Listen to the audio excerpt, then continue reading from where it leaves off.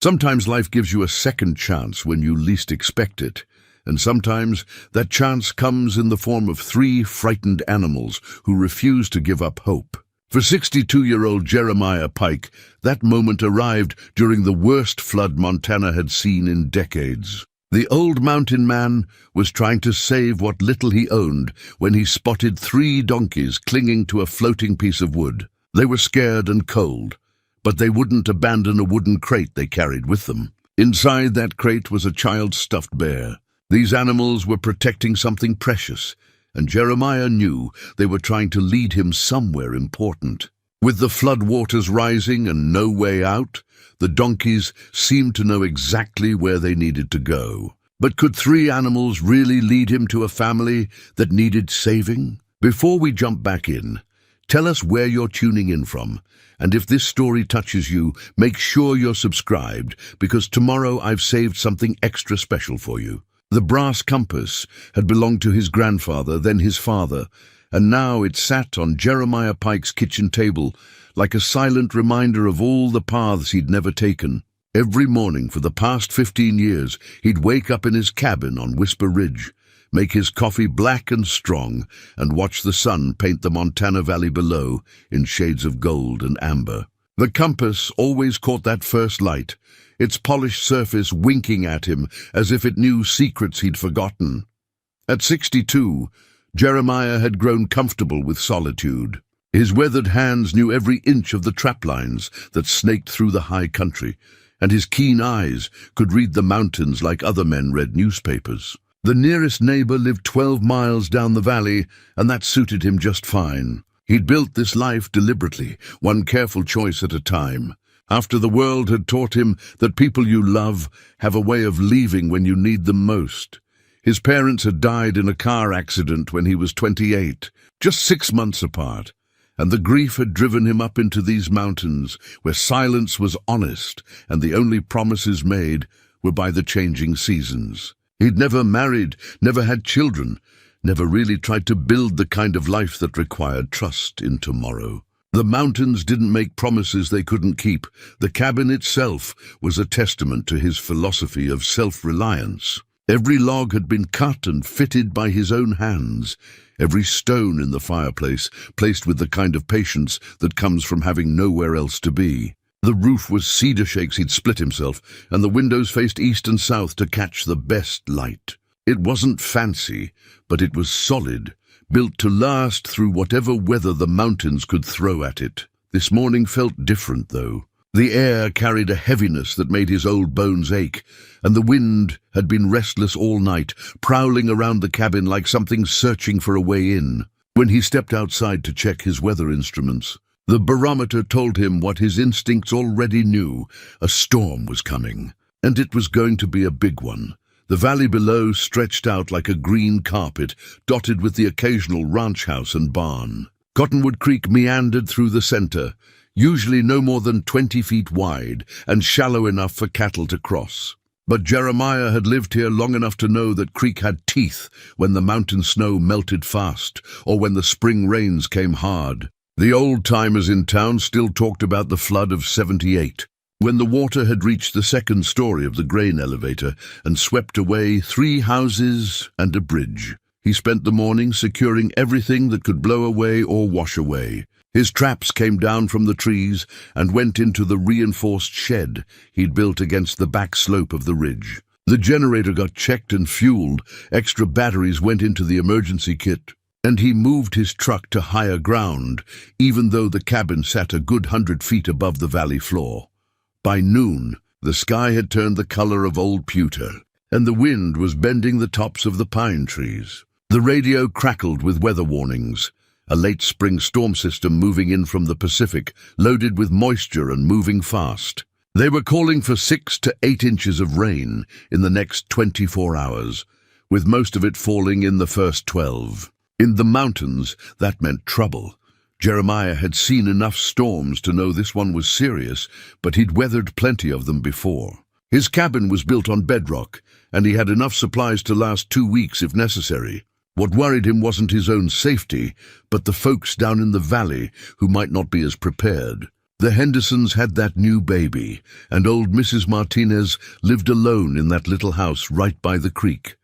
As the first fat raindrops started to fall, he made one last check of his preparations. The compass caught his eye again as he passed the kitchen table, and for a moment he found himself thinking about the grandfather he'd barely known. The old man had been a prospector, always chasing the next claim, the next strike that would make his fortune.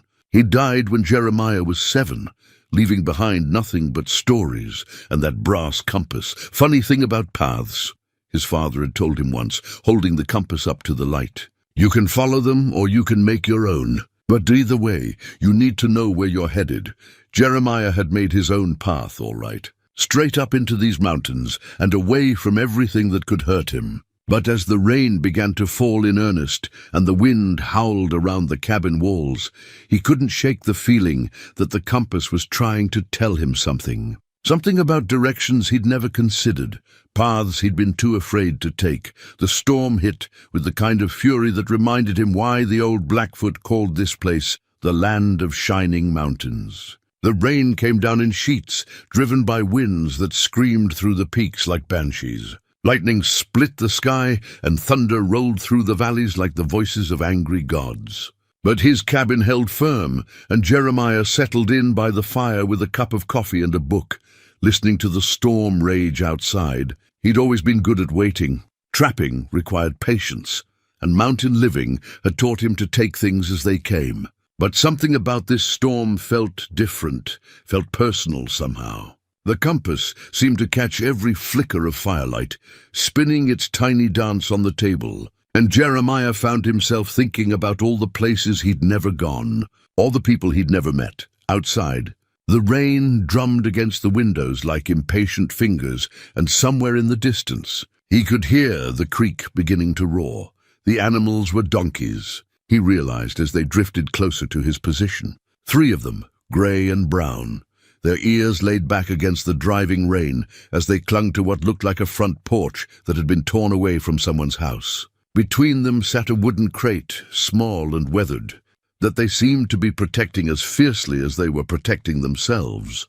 Jeremiah had seen plenty of animals in distress over the years, deer caught in fence wire, elk trapped in early snow, bears with their paws caught in old traps. But he'd never seen anything quite like this. The donkeys weren't just trying to survive, they were working together, taking turns, holding on to the makeshift raft while the others rested. And that crate, they kept nudging it back to the center of their floating platform. Whenever the current tried to pull it away, the current was carrying them toward a section of the valley where the flood had backed up against a natural dam of fallen trees and debris. If they got caught in that tangle, they'd either drown or be crushed by the massive logs that were piling up like pickup sticks. From where he stood, Jeremiah could see they had maybe 10 minutes before the current swept them into that death trap. He found himself moving before he'd consciously made the decision, half running and half sliding down the muddy slope toward the edge of the flood. His practical mind was listing all the reasons this was a bad idea. He didn't have proper rescue equipment, the water was moving too fast, he could easily end up in the same predicament as the animals. But something deeper than logic was driving him now. Something that had been sleeping for 15 years and was just now waking up. The compass bounced in his pocket as he picked his way through the flooded timber at the water's edge, looking for a way to reach them. The donkeys had seen him now and were making sounds he'd never heard before, not braying exactly, but something more urgent, more human somehow. They were calling to him, asking for help in the only way they knew how. 20 yards out, a partially submerged cottonwood tree offered a bridge of sorts into the current. If he could get out to the end of it, he might be able to reach them when they floated past. It was dangerous as hell, but it was the only chance they had. The tree trunk was slick with mud and algae, and the current tugged at his legs as he inched his way out, testing each step before committing his weight. Halfway out, he could hear them clearly now, 3 distinct voices calling across the water, and underneath their cries, a sound that made his chest tight. One of them, the smallest of the 3, was making a noise that sounded almost like crying. Not the mechanical bray of a working animal, but something that spoke of loss and fear and desperate hope. The current brought them close enough for him to see their eyes, wide and intelligent and fixed on his face with an intensity that hit him like a physical blow. These weren't just animals following instinct. They were thinking, planning, hoping. The largest of the three, a grey with a white blaze on his forehead, seemed to be steering their makeshift raft toward the tree where Jeremiah waited. "Easy now," he called to them, his voice barely audible over the roar of the water. "Easy, I'm going to try to help you." The grey donkey's ears pricked forward at the sound of his voice, and for a moment their eyes met across the churning water. In that instant, Jeremiah felt something shift inside him, some wall he'd built cracking like ice in spring. These animals trusted him, were counting on him, and the weight of that responsibility was both terrifying and somehow necessary. The current swept them within arm's reach, and Jeremiah lunged forward, grabbing for the edge of their floating platform. His fingers found purchase on the wet wood just as the grey donkey bit down gently on his sleeve, not to hurt, but to help, to make sure he didn't lose his grip.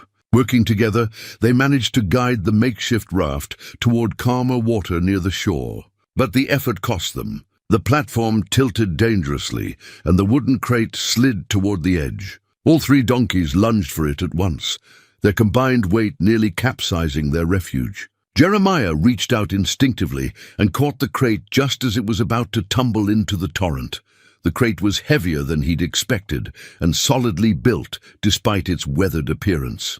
But what stopped him cold was what he felt when his hands closed around it, a slight shifting inside, like something soft and light rolling against the walls. Something that didn't belong in a flood, something that had been carefully protected and was being protected still. "What have you got here?" he murmured, and the donkeys seemed to understand that he was talking about their precious cargo. The grey one nuzzled the crate gently, then looked up at Jeremiah with eyes that seemed to say, "This is why we're here. This is what matters." Getting all four of them, 3 donkeys and 1 stubborn mountain man, to solid ground took the better part of an hour. The animals seemed to know they needed to work with him, following his lead as he guided them through the shallows to a rocky outcrop that offered safety from the rising water.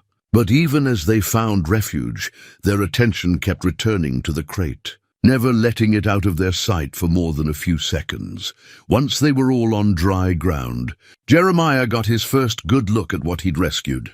The donkeys were in better shape than he'd expected, cold and scared, but not injured. They were clearly well cared for animals, with healthy coats and the kind of trust in humans that spoke of gentle handling. But they were also clearly lost, far from wherever home had been before the flood changed everything. The crate that had captured their devotion was made of weathered pine, with rope handles and a hinged lid that was held shut by a simple wooden peg. Carved into the top, almost worn smooth by years of handling, were the initials MR in a child's careful script. Below the initials, someone had carved a rough outline of a heart. Jeremiah looked from the crate to the 3 donkeys, who were watching him with an intensity that made him uncomfortable. They wanted him to open it, he realized. They were waiting for him to understand whatever it was they were trying to tell him.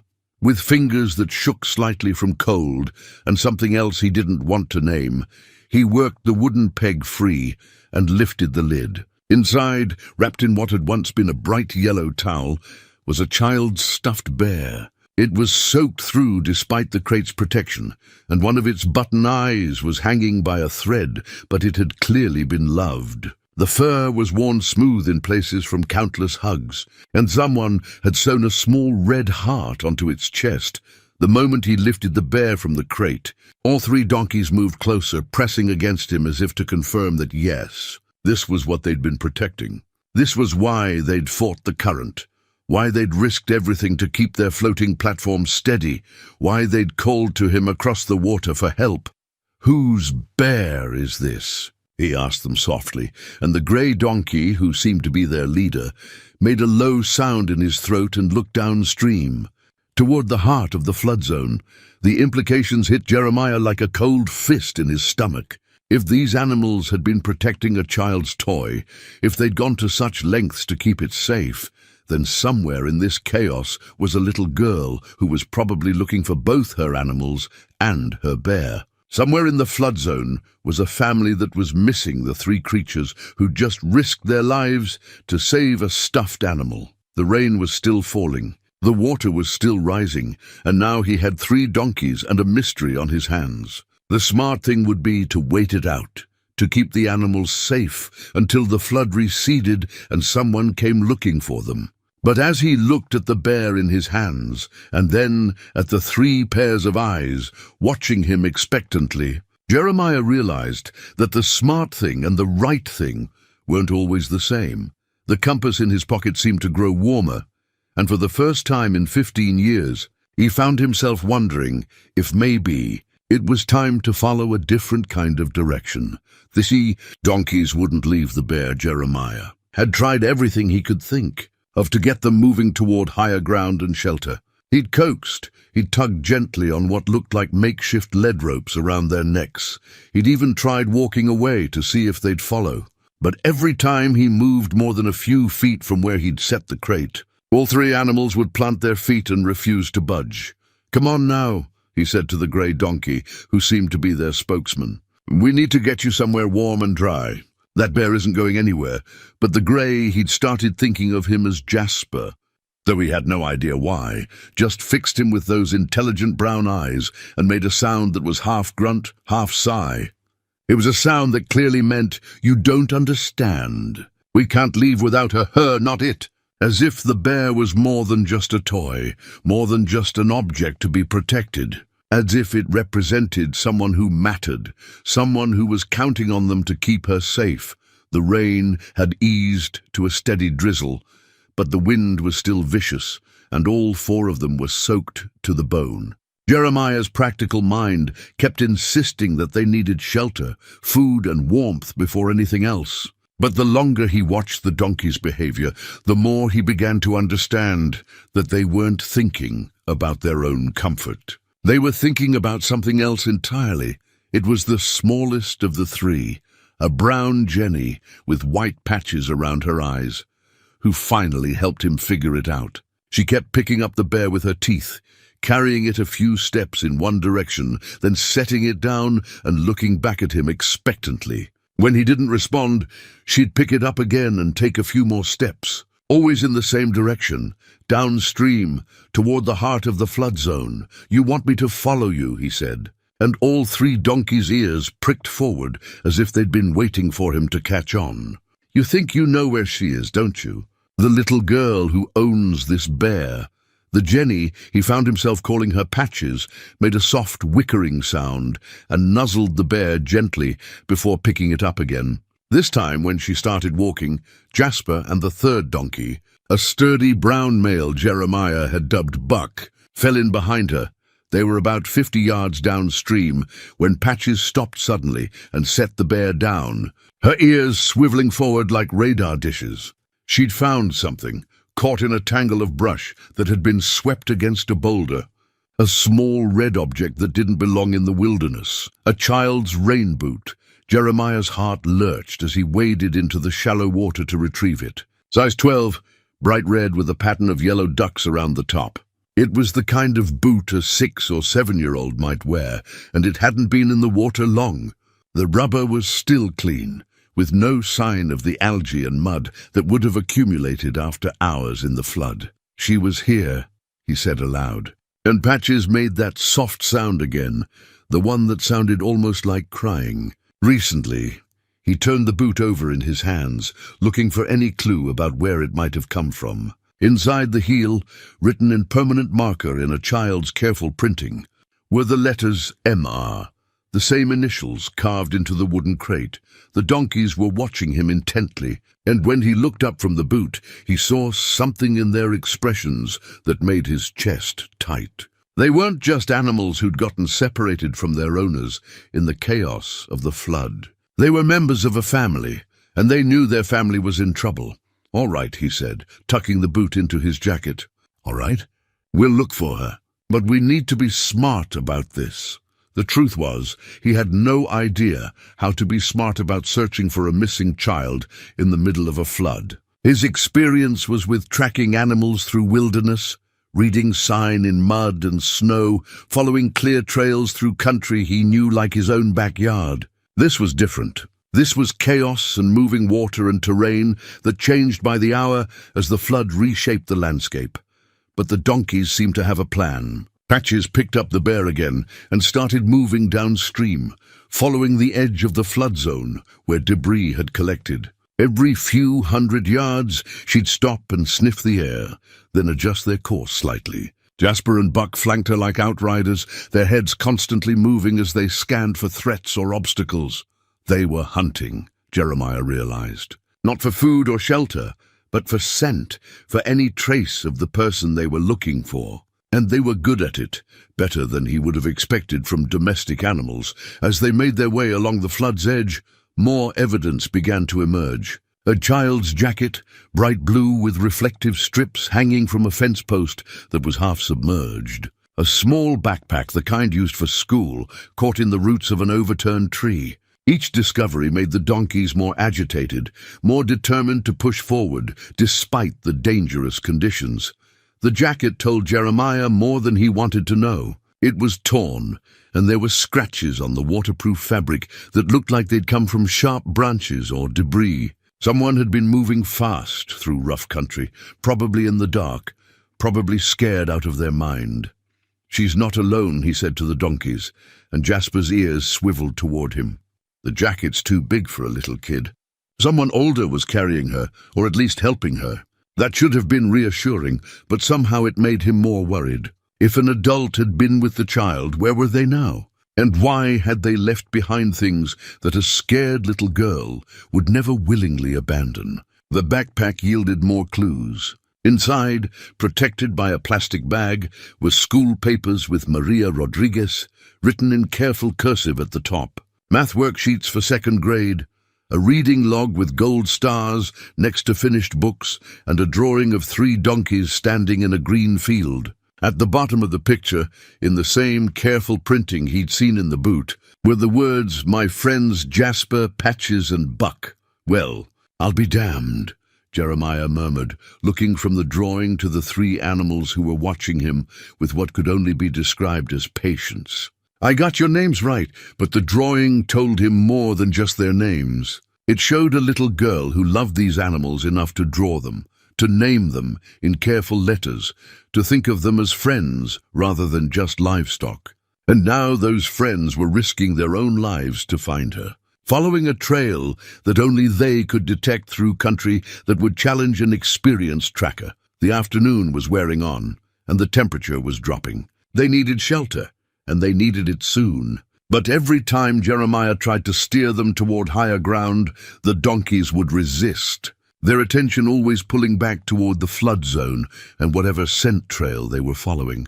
Finally, as the light began to fade and the rain started to fall harder again, Jasper made the decision for all of them. He picked up the bear, taking over from Patches, who was clearly tiring, and led them to a rocky overhang that offered some protection from the weather. It wasn't much, but it was defensible, and it gave them a good view of the valley below. As they settled in for what was likely to be a long, cold night, Jeremiah found himself studying the 3 animals who had somehow become his companions. They took turns standing watch, never all resting at the same time, and they kept the bear between them like a sacred object that required constant protection.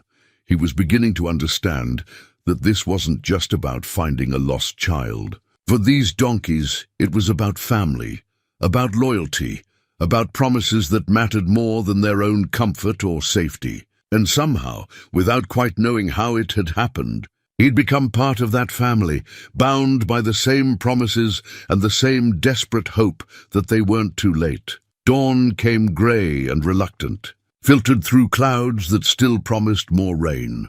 Jeremiah woke to find Patches standing guard, while Jasper and Buck rested, the bear tucked safely between them like a sleeping child. His back ached from the hard ground, and his joints protested as he stretched. But the donkeys were already alert, ears swiveling towards sounds only they could hear.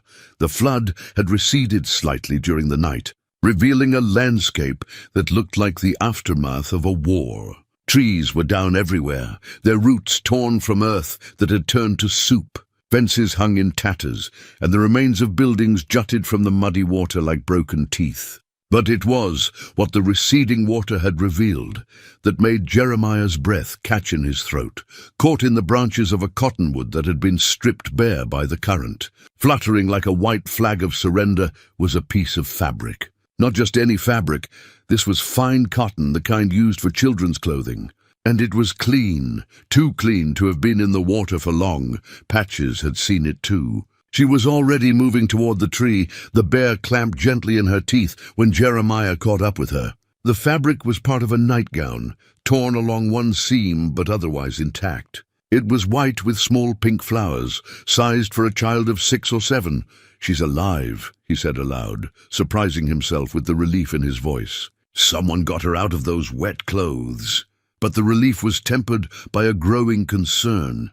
If Maria had been wearing this nightgown when the flood hit, it meant the family had been caught at home, probably in the middle of the night. They'd had time to grab the donkeys and some essentials, but not much else. And if they'd been moving through this terrain in the dark, with a frightened child and rising water everywhere, Jeremiah pulled the wooden crate toward him and opened it again, this time looking more carefully at its contents. The bear wasn't the only thing inside. Wrapped in the folds of the yellow towel was a small photograph, its edges warped by water, but the image still clear. It showed a young girl with dark hair and bright eyes, standing between the 3 donkeys in what looked like a farmyard. She was wearing the same nightgown that now hung from the tree, and her smile was the kind that could light up a room. But it was what he saw in the background of the photo that made his pulse quicken. Behind the girl and the donkeys, barely visible at the edge of the frame, was part of a building. Not a house, but something older, with stone walls and a distinctive arched doorway. He'd seen that architecture before, during his occasional trips to town for supplies. The old mission, he breathed. San Miguel Chapel. The chapel sat on a rise about 3 miles downstream, an abandoned remnant from the days when Spanish missionaries had tried to establish a foothold in this valley. It had been built to last, with thick stone walls and a foundation that had weathered more than a century of mountain storms. If someone needed shelter from a flood, and if they knew the country well enough to find it in the dark, Jasper made a low sound in his throat. And when Jeremiah looked up, he saw that all 3 donkeys were staring at him intently. It was as if they'd been waiting for him to make this connection, waiting for him to understand where they needed to go. "You know, don't you?" he said to them. "You know where they are." The response was immediate. Patches dropped the bear long enough to nuzzle his shoulder, while Buck moved to stand beside the crate as if ready to carry it. Jasper was already looking downstream, toward the direction where the old chapel waited, but getting there wouldn't be easy. The most direct route was still underwater, and the higher ground was a maze of fallen trees and washouts that would challenge even experienced hikers. With 3 animals to guide and a wooden crate to protect, the journey would take most of the day, assuming they didn't run into trouble along the way. Jeremiah studied the terrain, plotting the safest route in his mind. They'd have to swing wide to the east, following the ridgeline until they could drop down into the valley near the chapel. It would add miles to the trip, but it would keep them on solid ground and away from the worst of the flood damage. As he worked out the details, he found himself thinking about the decision he was making. 24 hours ago, his biggest concern had been whether his cabin would survive the storm. Now he was planning a dangerous rescue mission based on nothing more than a photograph and the behavior of 3 donkeys who seemed to understand things he couldn't explain. It should have felt crazy. Instead, it felt necessary, like something he'd been preparing for without knowing it. The compass in his pocket seemed to pulse with warmth, and for the first time since his parents died, he felt like he was moving in the right direction. The donkeys had already started packing themselves. Buck positioned himself so that the crate could be secured to his back with the rope Jeremiah carried in his pack. Patches took charge of the bear again, while Jasper scouted ahead, testing the footing and looking for the safest path up the slope. They worked together like a team that had been training for years, each animal knowing its role without need for direction. Jeremiah found himself following their lead more often than giving it, trusting their instincts in ways that would have seemed impossible just a day before. The climb up to the ridge was harder than he'd expected. The storm had turned the normally sure footing into a slippery mess of mud and loose rock. More than once, he found himself grabbing onto Jasper's solid bulk for balance, and the donkey never shied away or seemed to mind the extra weight. From the ridge, they could see the full scope of the disaster. The valley floor was a brown sea dotted with debris, and whole sections of forest had been flattened by the force of the water. But in the distance, rising like an island from the flood, was the stone bulk of San Miguel Chapel, its walls dark with moisture but still standing. And there, barely visible against the stone, was a thin wisp of smoke rising from what might have been a small fire. "Someone's there," Jeremiah said, and felt his heart leap with something that might have been hope. "Someone's alive." Patches made that soft crying sound again, but this time it didn't sound like grief. This time it sounded like joy. The journey toward the chapel tested every skill Jeremiah had learned in 34 years of mountain living. What should have been a straightforward hike became a careful negotiation with terrain that seemed determined to kill them. The flood had undermined ridges that had been stable for decades, turning solid ground into treacherous slopes that could give way without warning. Twice they had to backtrack when paths they'd counted on proved impassable. Once Buck nearly lost his footing on a stretch of shale that had been turned into a waterfall by runoff from the peaks above. But each time they faced an obstacle, the donkeys seemed to find a solution, picking their way through the chaos with an instinct that bordered on supernatural. It was during one of their rest stops, as Jeremiah checked the makeshift harness holding the crate to Buck's back, that he noticed the collar around Jasper's neck. He'd seen it before, of course, but hadn't really looked at it. Now, studying it more closely, he realized it wasn't just a functional piece of equipment. It was something made with care and love. The collar was braided rope, but someone had woven colored threads through it to create a pattern. And hanging from it was a small brass bell that chimed softly with each step. The bell was old but well-maintained, and when he lifted it to examine it more closely, he could see an inscription etched into the metal: "Para mi amigo Jasper con amor," for my friend Jasper. "With love, she made this for you, didn't she?" he said to the big grey donkey, and Jasper's ears swiveled forward as if he understood every word. "Maria made this collar." The thought of a little girl carefully braiding rope and threading colored yarn, working for hours to make something special for her favorite animal, hit Jeremiah harder than he'd expected. It painted a picture of the kind of bond he'd never experienced himself, the pure, uncomplicated love between a child and her animals. His own childhood had been different, practical. His parents had been good people who'd worked hard and provided well, but there hadn't been much room for sentiment on a working ranch. Animals were tools, valued for what they could do rather than who they were. The idea of spending time decorating a donkey's collar would have seemed like foolishness to his father, but looking at Jasper now, seeing the careful way he carried himself to keep the bell from jangling too loudly, seeing how he turned his head to listen when Patches or Buck made the slightest sound, Jeremiah began to understand that maybe his father had been wrong about some things. Maybe there was value in bonds that couldn't be measured in productivity or profit. They were making their way down a steep slope when the first real danger found them. A section of hillside that looked stable suddenly shifted under Buck's weight, sending a cascade of rocks and mud tumbling toward the valley below. The donkey scrambled for purchase, the crate bouncing dangerously on his back. And for a terrifying moment, it looked like he might follow the landslide down the mountain. Jeremiah lunged forward without thinking, grabbing Buck's halter and throwing his own weight against the slide. His boots skidded on the loose ground, and he could feel himself being pulled toward the edge along with the struggling animal. Then Jasper was there, his solid bulk braced against them both, while Patches grabbed the rope securing the crate and pulled back with all her strength. For 30 seconds that felt like hours, they fought the mountain's attempt to claim them. Rocks bounced off Jeremiah's shoulders, and he could taste mud and fear in equal measure. But gradually, inch by inch, they pulled Buck back from the edge and onto solid ground. When it was over, they all stood there breathing hard, covered in mud and shaking from adrenaline. But what struck Jeremiah most was how naturally they'd worked together, how each of them had known exactly what to do without any discussion or direction. They'd become a team, bound together by something stronger than mere circumstance. That was close, he said aloud, checking Buck over for injuries. The donkey was scraped up but unharmed, and more importantly, the crate was still secure. Inside, the bear and the photograph had survived the tumble intact.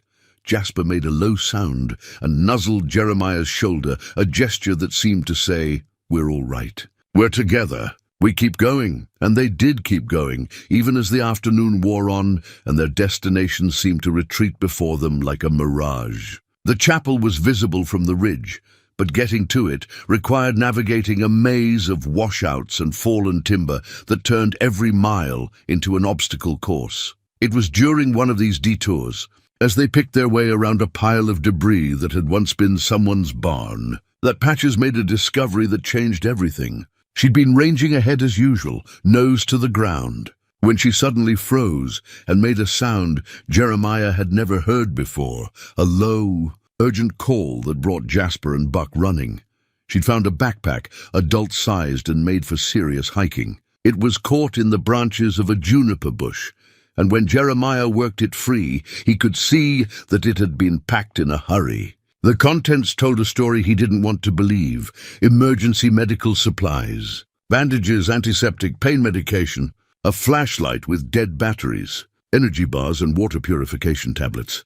And at the very bottom, wrapped in a plastic bag, a driver's license for Elena Rodriguez, age 34, with an address that matched nothing in his mental map of the valley. The woman in the photo looked tired but determined, with the same dark eyes and bright smile as the little girl in the photograph from the crate. This was Maria's mother, and she'd been prepared for trouble. But if she'd dropped her medical supplies here, it meant she was either hurt or had found someone who needed them more. "She's trying to get to the chapel too," Jeremiah said to the donkeys, who were watching him with the kind of attention that made him uncomfortable. But something went wrong along the way. Jasper moved closer and rested his great head against Jeremiah's shoulder, a gesture that somehow conveyed both comfort and urgency. They needed to keep moving, but they also needed to understand what they might find when they reached their destination. As the sun began its descent toward the western peaks, painting the flood-ravaged landscape in shades of gold and shadow, Jeremiah found himself thinking about families and the lengths people would go to protect them. Elena Rodriguez had been carrying emergency supplies in the middle of a disaster, which meant she'd been thinking ahead, planning for contingencies. But she'd also been willing to drop those supplies when something more important demanded her attention. The chapel was close now, maybe another hour's walk if they could maintain their pace. But with each step, Jeremiah found himself wondering what they would find when they got there, and whether the smoke they'd seen was a sign of hope or something else entirely. The chapel stood silent against the evening sky, its stone walls dark with moisture but undeniably solid. From their position on the hillside above, Jeremiah could see that his instincts had been right. This was where someone would come for shelter. The building sat on a natural rise that had kept it above the floodwaters, and its thick walls would provide protection from both weather and debris. But something was wrong with the picture. The smoke they'd seen from the ridge was gone now, and there were no signs of life around the building. No movement in the windows, no sounds carrying across the water. Just silence and shadows, and the kind of stillness that made his gut clench with worry. Patches had found something else, though. Tucked into a crevice between two rocks, protected from the rain by an overhang of stone, was a child's drawing. Not the careful artwork from the backpack, but something hastily sketched on a piece of torn cardboard, with what looked like a burnt stick from a fire. The drawing showed 3 donkeys standing next to a building that was unmistakably the chapel. But it wasn't the subject matter that made Jeremiah's hands shake as he held it. It was the message scrawled in a child's uncertain letters along the bottom. "Mama is hurt. Please help us. Jesus," he breathed, and all 3 donkeys pressed closer to him as if they could sense his distress. "How long ago do you think she drew this?" Jasper made a low sound and began moving down the slope toward the chapel, his brass bell chiming softly with each careful step. The message was clear. They'd found what they were looking for, but they needed to hurry. The approach to the chapel required them to cross 50 yards of muddy ground that was studded with debris and standing water. Jeremiah tested each step carefully, feeling for solid footing, while the donkeys spread out in a line behind him. Buck, still carrying the precious crate, stayed in the middle where the others could help if he got into trouble. Halfway across, Patches suddenly veered toward what looked like another pile of flood debris. But as they got closer, Jeremiah realized it wasn't debris at all. It was a makeshift shelter constructed from branches and pieces of torn tarp. And from inside came a sound that made his heart race. The weak but unmistakable voice of a child singing, "Jesus me ama." Bien lo sé, su palabra me lo dice a mí. The Spanish lullaby was barely audible, sung in a voice that was hoarse with exhaustion and fear. But it was the most beautiful sound Jeremiah had heard in 15 years, because it meant they weren't too late. "Maria," he called softly, not wanting to frighten her. "Maria, are you in there?" The singing stopped abruptly, replaced by silence so complete he could hear his own heart beating. Then in a voice barely above a whisper, "Who's there?" "My name is Jeremiah. I'm here with your friends Jasper, Patches, and Buck. They've been looking for you." The response was immediate, a scrambling sound from inside the shelter, followed by a small face peering out through a gap in the tarp. Maria Rodriguez was even smaller than he'd expected, maybe 6 years old, with her mother's dark eyes and hair that hung in tangled strands around her face. She was dirty and scared, but when she saw the 3 donkeys, her expression transformed into something approaching joy. "Jasper!" she cried, and scrambled out of the shelter on hands and knees. "Patches, Buck, you came back!" The reunion was something Jeremiah would remember for the rest of his life. The 3 donkeys surrounded the little girl, nuzzling her gently, making soft sounds of welcome and relief. Patches immediately dropped the bear at Maria's feet, and the child clutched it to her chest like a lifeline. But even as he watched the happy reunion, Jeremiah's eyes were searching for Elena Rodriguez. The shelter was small, barely big enough for one adult and a child, and he could see into its dim interior now that Maria had emerged. Elena was there, lying on her side on a bed of pine branches, and one look told him why she hadn't come out to greet them. Her face was pale and drawn with pain, and her left leg was wrapped in strips of cloth that had once been white but were now stained with blood. "Mama hurt her leg when we were running from the water," Maria said, suddenly shy now that the initial excitement of the reunion had passed. "She can't walk very good, and she's been sleeping a lot." Jeremiah approached the shelter carefully, not wanting to startle an injured woman who might see him as a threat. "Mrs. Rodriguez, I'm here to help. Can you hear me?" Elena's eyes fluttered open, and for a moment they were unfocused, as if she was having trouble staying conscious. But when she saw him, some of the tension went out of her shoulders. "You're real," she said weakly. Maria said she heard voices, but I thought... She trailed off, too exhausted to finish the sentence. "I'm real," Jeremiah confirmed, already assessing her condition. The leg wound looked serious, not life-threatening if treated properly, but definitely beyond his ability to handle in the field. She needed real medical attention, and she needed it soon. "The donkeys," Elena continued, her voice growing stronger. "How did you find the donkeys?" "They found me," Jeremiah said simply. "They've been leading me to you for 2 days. Smart animals. Stubborn as hell, but smart. That earned him a weak smile. They saved us when the flood came. We were sleeping when the water started rising, and they started making such a noise, braying and kicking at their stall doors. If they hadn't woken us up— She shuddered at the thought. Maria had been listening to the conversation while scratching Buck behind the ears. But now she moved closer to her mother. "I drew pictures for them," she said proudly, "so they would know where to find us. The drawings."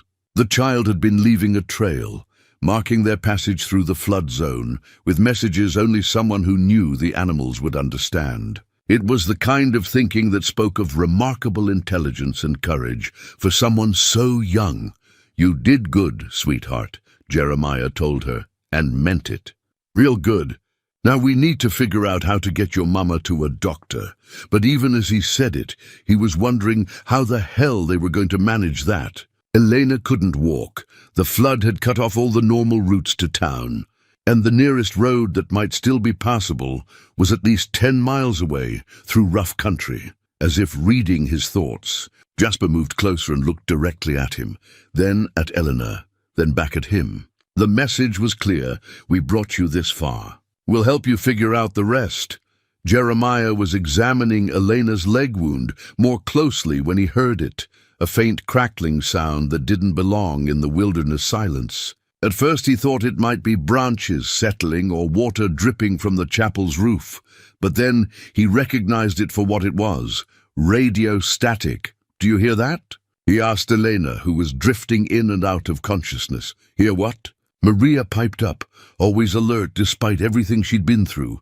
The sound was coming from inside the makeshift shelter, and when Jeremiah crawled in to investigate, he found an emergency radio half buried under a pile of wet clothing. It was one of the hand-crank models designed for disasters, and somehow it had survived the flood and everything that came after. He pulled it out and turned up the volume, and immediately voices filled the small space. Rescue workers coordinating search efforts, volunteers checking in from staging areas, and somewhere in the mix, a voice that made his blood run cold. "Emergency Response Team 3 to base. We've got a confirmed sighting of the Rodriguez family vehicle approximately 2 miles northeast of Bear Creek Bridge. Vehicle is partially submerged, but appears to have occupants. Requesting immediate helicopter evacuation to the site." Jeremiah stared at the radio as if it had grown fangs. Northeast of Bear Creek Bridge was exactly the opposite direction from where they were now. If rescue teams were converging on that location, if they thought Elena and Maria were trapped in a car miles away from the chapel, "That's impossible," Elena said weakly. She'd heard the transmission too, and was struggling to sit up despite the pain. We left our car at the house when the donkeys warned us. We walked here. Emergency Response Team 7 to base." Another voice crackled through the radio. "We can see movement inside the vehicle. Deploying rescue swimmers now. ETA to extraction point is 15 minutes. Jeremiah felt his stomach drop as the implications hit him. Someone was trapped in the Rodriguez family car. Someone the rescue teams assumed was Elena and Maria, which meant the official search and rescue operation was focused on the wrong location entirely, chasing phantom victims while the real family sat here miles away with no one looking for them. "Mama," Maria said in a small voice, "who's in our car?" Elena closed her eyes, and when she opened them again, there were tears streaming down her cheeks. "Your grandmother," she whispered. "Abuela Carmen. She was visiting us when the flood started, and she couldn't run as fast as we could." The pieces fell into place with sickening clarity. When the flood hit, Elena had faced an impossible choice: try to save everyone and probably lose them all, or take Maria and the donkeys to safety while Carmen stayed behind. It was the kind of decision no parent should ever have to make, and the guilt was eating Eleanor alive. "She told us to go," Eleanor continued, her voice breaking. "She said she'd be right behind us, but when we looked back, the water was already too high, and the car was the only thing left that was above the flood line. We hoped she'd made it to higher ground, but she hadn't. Carmen Rodriguez had climbed into the family car as the water rose around her. And now she was trapped there, probably injured, definitely terrified, while rescue teams raced to reach her. And here at the chapel, her family was stranded with no way to let anyone know they were alive. Jeremiah grabbed the radio and tried to transmit, but the battery was nearly dead, and his voice didn't seem to be getting through. The rescue teams were operating on a different frequency, coordinating their efforts through a command structure he couldn't access.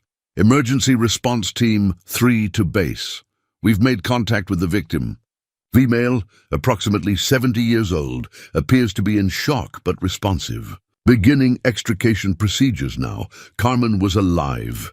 That was something at least. But it also meant the rescue teams thought they'd found the entire Rodriguez family, which meant no one would be looking for Elena and Maria at the chapel. What do we do? Maria asked, looking from Jeremiah to her mother to the donkeys, who had gathered around them like protective sentinels. It was a good question, and Jeremiah didn't have a good answer. Elena couldn't walk, let alone make the trek back to civilization through flood-damaged terrain. The radio was dying, and even if he could get it working, he had no way to know the correct frequency to reach the rescue teams. And with every minute that passed, Elena was getting weaker from blood loss and exhaustion. Jasper made a low sound and moved closer to the radio, as if he understood the significance of the voices coming from it. Then he did something that surprised Jeremiah. He began to bray, loud and long, his voice echoing off the chapel walls and carrying across the water.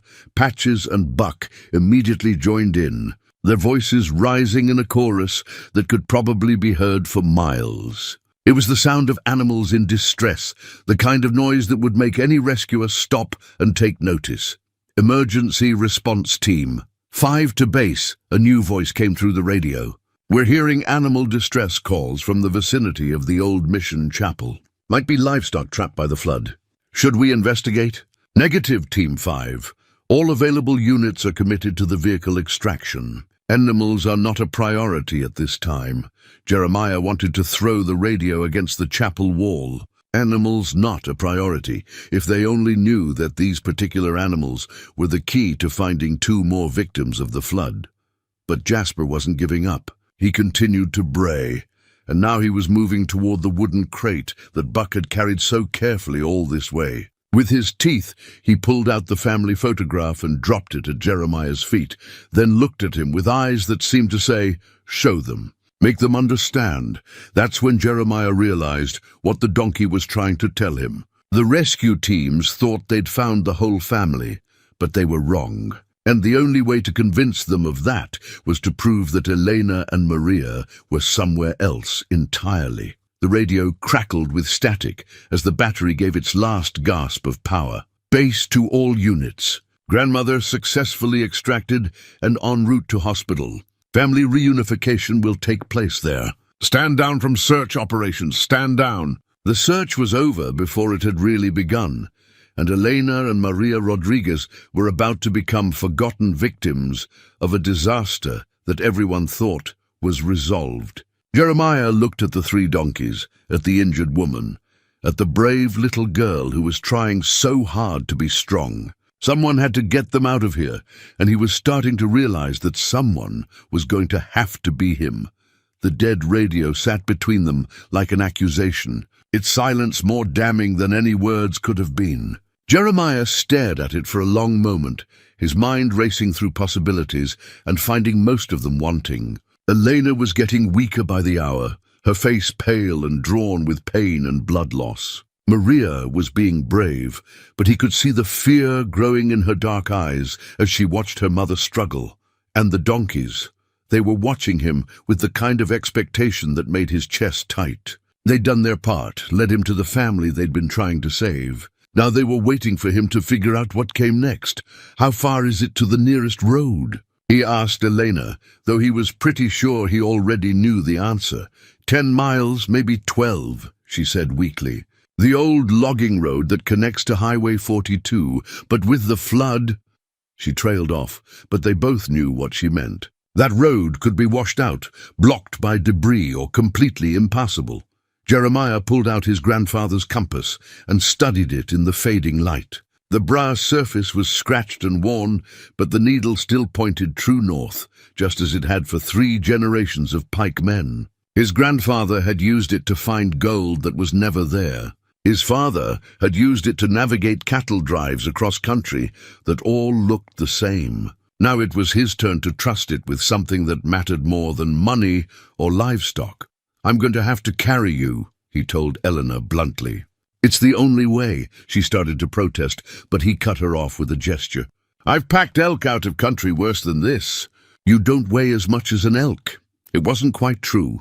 Elena was a grown woman, and he wasn't 20 years old anymore, but he'd figure out the details as he went. The important thing was to start moving, while there was still some daylight left. "What about us?" Maria asked, her hand finding Jasper's mane for comfort. "You and the donkeys are going to help," Jeremiah told her. "Jasper's going to carry our supplies, and Patches and Buck are going to scout ahead and behind. Make sure we don't walk into any trouble." "Think you can handle that?"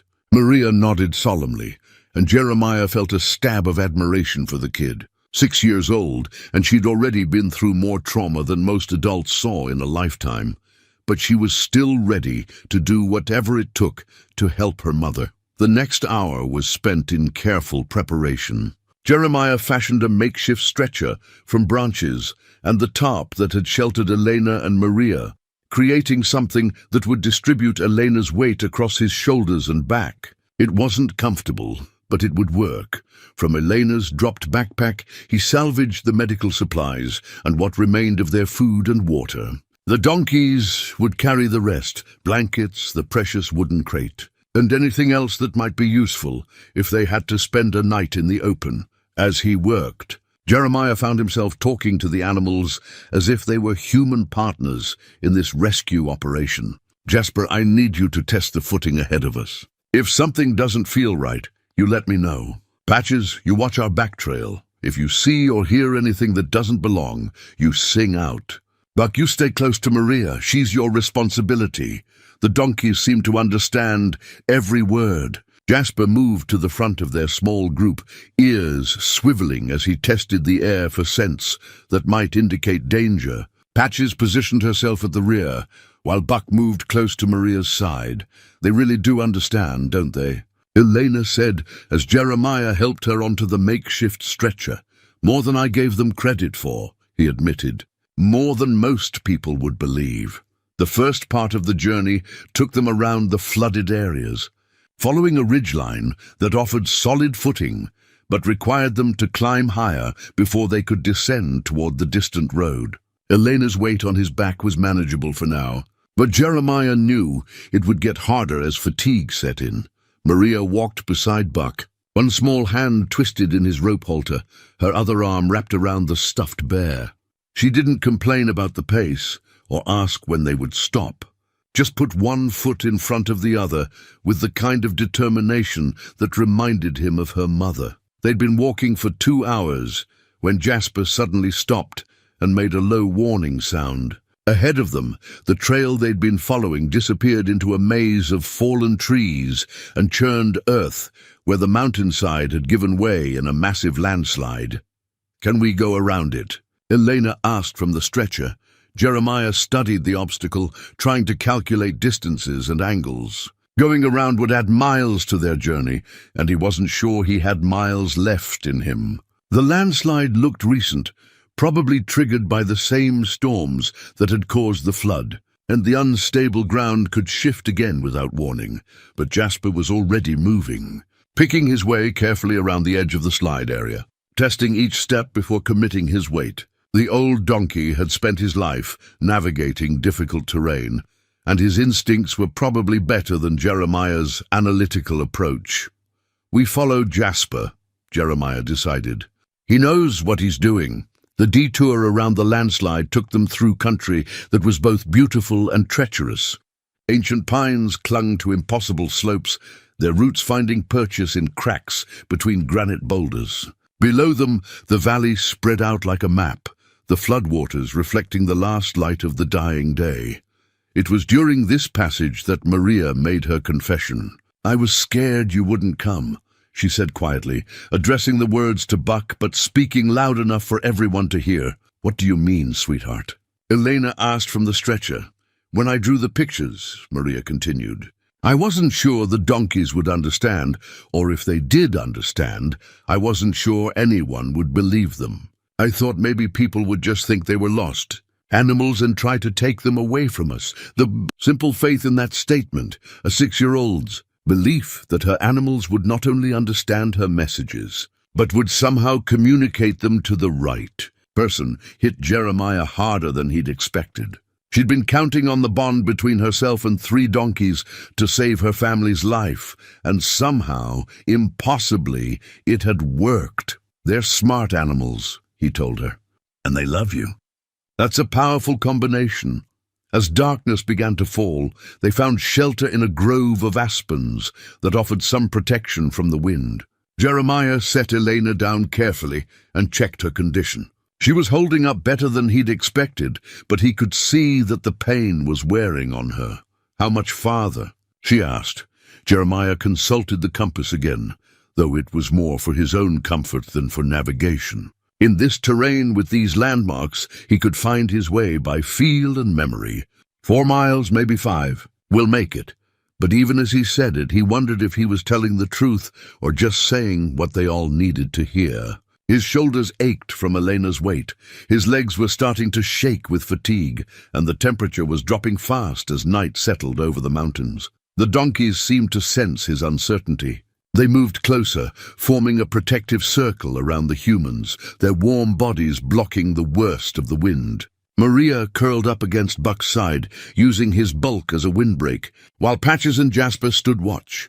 In the growing darkness, with nothing but the stars and his grandfather's compass to guide them, Jeremiah found himself thinking about the choices that had brought him to this moment. 48 hours ago, he'd been a man who prided himself on needing nothing from anyone. Now he was part of something larger, something that demanded everything he had to give, and might still not be enough.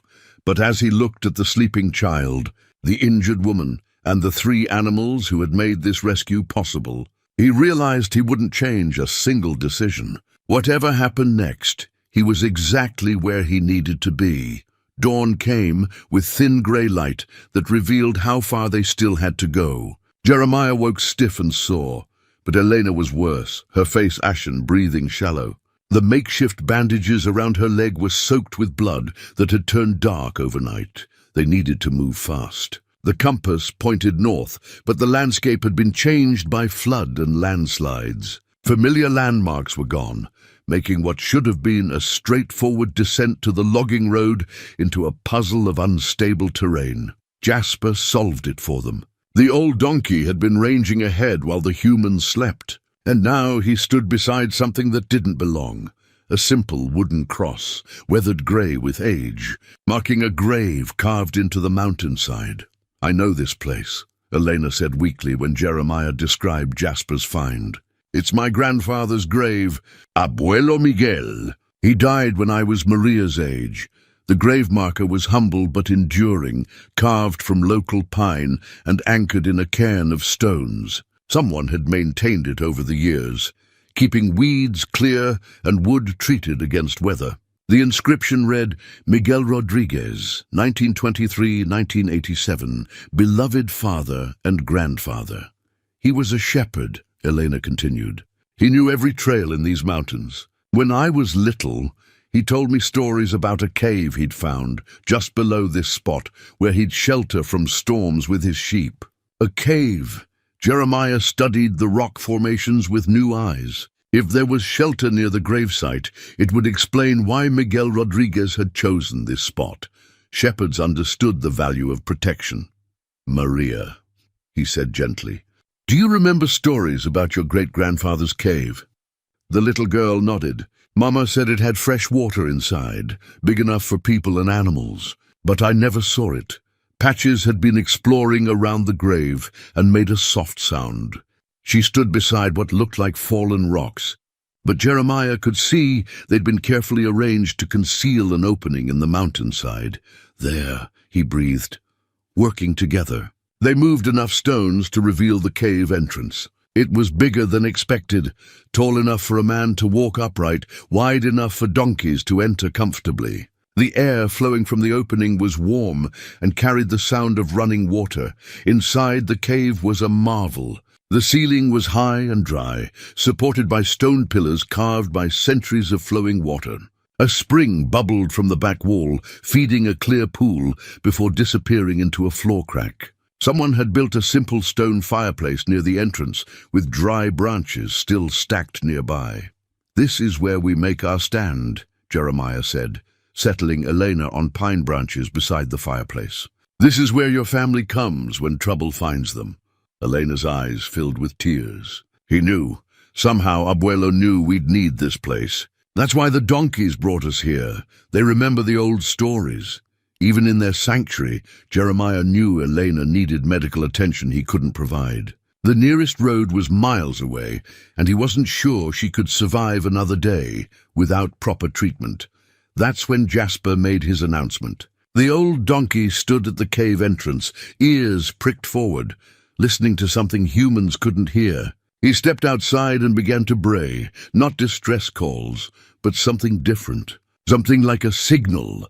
"He's calling someone," Maria said suddenly. Then Jeremiah heard it too, an answering call from down the mountain. Another donkey or mule responding to Jasper's voice. The sound was faint but unmistakable, coming from the direction of the logging road. "There's someone out there," he said, hardly daring to believe it. "Someone with pack animals." The calling continued for several minutes, a conversation in ancient language. Jasper would call, listen, then call again. Patches and Buck joined in, their voices rising in harmony that echoed off mountainsides like a chorus of hope. Then came the sound they'd prayed for. A human voice, distant but clear. "Hello? Is someone up there? Do you need help?" Maria scrambled to the entrance and shouted, "Help! We're here! My mama is hurt." The response was immediate. "We're coming!" "Stay where you are!" Jeremiah felt his knees go weak with relief. After 3 days of struggle, help was finally coming. But more than that, the donkeys had called for it. Through instinct or intelligence, they had communicated across miles of wilderness and found the one person who could answer. 20 minutes later, they heard hooves on stone. A figure appeared leading a pack mule loaded with supplies. An old man, maybe 75, with weathered brown skin and eyes holding lifetime calm. "Elena?" he said, voice thick with emotion. "Mija, is that really you?" Elena's face transformed with joy. "Tio Carlos, but how did you—" "The animals told me," Carlos said simply, entering to check Elena's leg. "Old Jasper's been calling to my mule since yesterday. I knew something was wrong." Carlos was Elena's great-uncle, Miguel's youngest son. Like his father, he knew these mountains like city streets. He'd been searching since the flood began, following old trails and trusting the ancient communication network connecting all working animals in the valley. "I've got medical supplies and know a way to the road," he said. Unpacking his mule, Carlos worked with the efficiency of someone who'd spent decades dealing with mountain emergencies. His weathered hands moved quickly but gently as he cleaned Elena's wound and applied fresh bandages, talking quietly to her in Spanish while Maria held her mother's hand. "The bone's not broken," he announced after a thorough examination. "But you've got a nasty infection starting. We need to get you to a doctor today, not tomorrow." From his pack he produced antibiotics and stronger pain medication than anything in Elena's emergency kit. But what impressed Jeremiah most was what else Carlos had brought. A proper rescue litter, lightweight but strong, designed specifically for mountain evacuations. "You came prepared," Jeremiah observed. "When Jasper started calling yesterday, I knew it wasn't good news," Carlos replied, securing Elena to the litter. "These animals, they don't make noise without reason. And when I heard 3 voices calling together," he shook his head. "I've been around working animals my whole life." That was a distress call. As they prepared to leave the cave, Carlos pulled out something that made Maria gasp with delight. It was an old leather-bound Bible, its pages soft with age and handling. The cover was embossed with the name Rodriguez in faded gold letters. "This belonged to your great-great-grandmother," Carlos told Maria. She carried it when the family first came to this valley. Your grandfather left it here in the cave for anyone who might need its comfort. Elena's eyes filled with tears as she touched the worn leather. I remember Abuelo reading from this when I was little. He said the words had more power in the mountains. Closer to God, the Bible went into Maria's backpack alongside the precious bear, another link in the chain of family history that had somehow led them all to this moment. Jeremiah found himself thinking about inheritance, not just of land or possessions, but of wisdom and love passed down through generations. The journey down the mountain was unlike anything Jeremiah had experienced. Carlos knew paths that weren't on any map, routes that shepherds had used for generations to move flocks between summer and winter pastures. The donkeys followed eagerly, their brass bells creating a gentle music that seemed to guide their steps. But it was the teamwork that amazed him most. Without being asked, Jasper took the lead position, testing footing and watching for obstacles. Patches flanked the litter, carrying Elena, ready to steady it if Carlos stumbled. Buck stayed close to Maria, his steady presence giving the little girl confidence on the steep, rocky trail. "They know what they're doing," Carlos said, noticing Jeremiah's amazement. "My father trained animals this way, and his father before him. It's not just about work. It's about partnership." 2 hours into the descent, they faced their biggest challenge. A section of the trail had been washed out by the flood, leaving a gap of about 8 feet across a ravine. The bottom was filled with churning water and debris, making a fall potentially fatal. Carlos studied the obstacle with the calm of someone who'd solved similar problems before. "There's an old bridge cable about 50 yards upstream," he said. "If we can rig a safety line," but Jasper had other ideas. The old donkey was already moving along the edge of the washout, testing the stability of rocks that had tumbled into the gap. With careful precision, he began placing his hooves on the larger stones, building a path across the ravine, one step at a time. "He's making a bridge," Maria whispered in amazement, and he was. Jasper's weight was shifting the loose rocks into a more stable configuration, while his sure footing identified which stones could bear weight safely. Patches and Buck joined him, working together to create a passage that humans could follow. "I've never seen anything like it," Carlos murmured. "They're engineering a solution." The crossing took 30 tense minutes, with Carlos and Jeremiah working together to carry Elena's litter across the improvised stone bridge.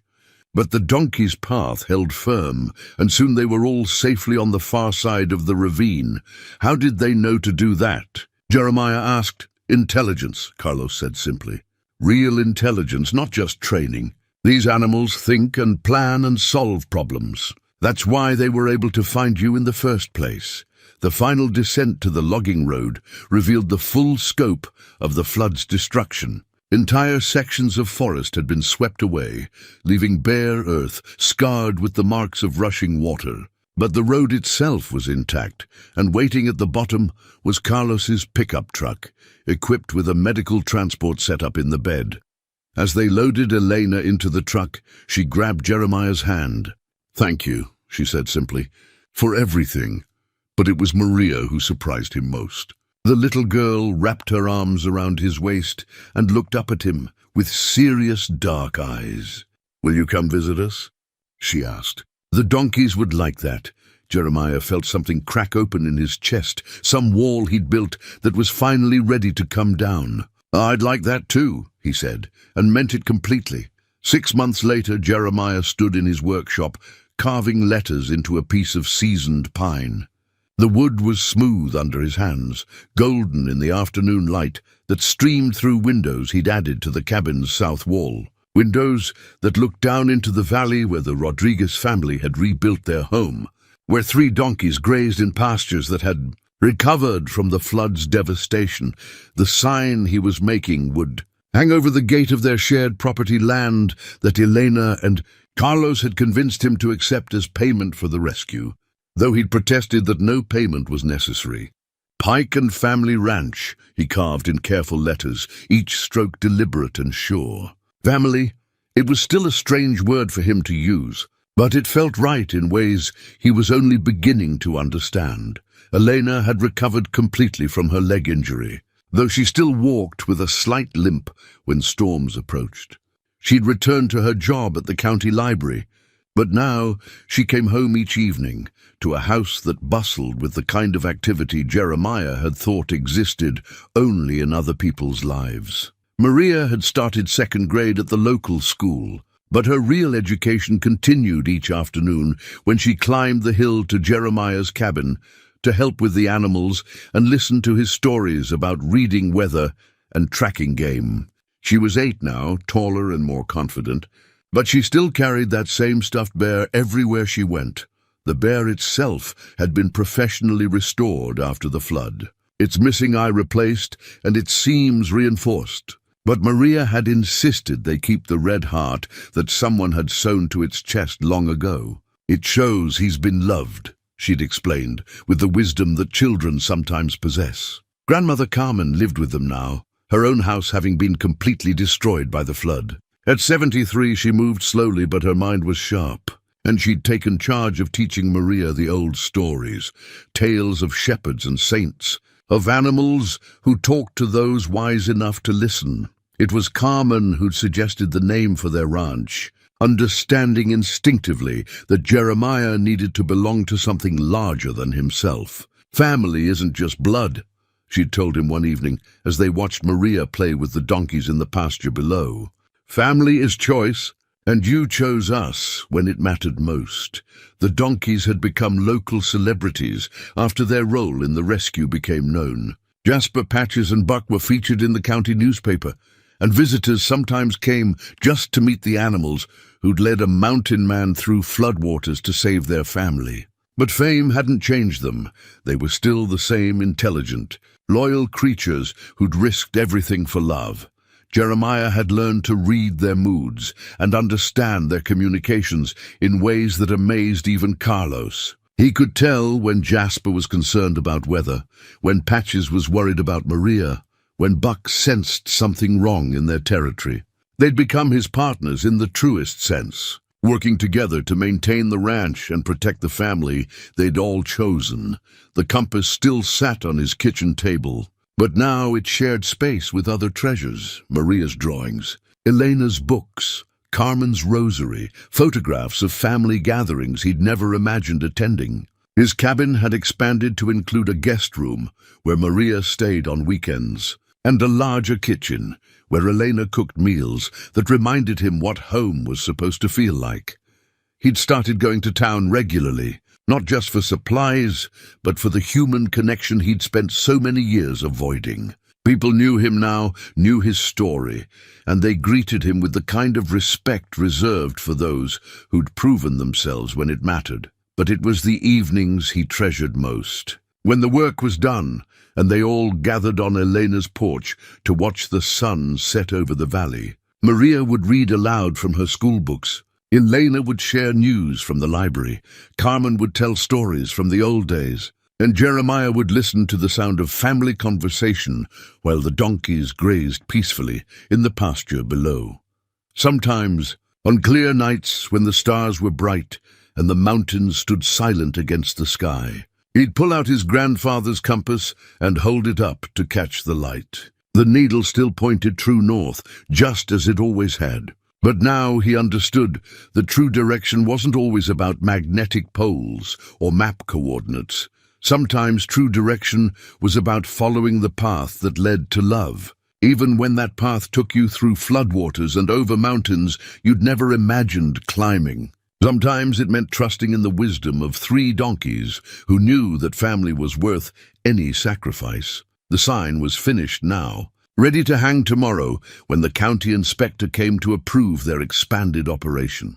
Pike and Family Ranch, a name that promised welcome to anyone who understood the true meaning of belonging. As the sun set over the Montana Valley, painting the sky in shades of gold and crimson, Jeremiah Pike smiled and headed down the hill toward home.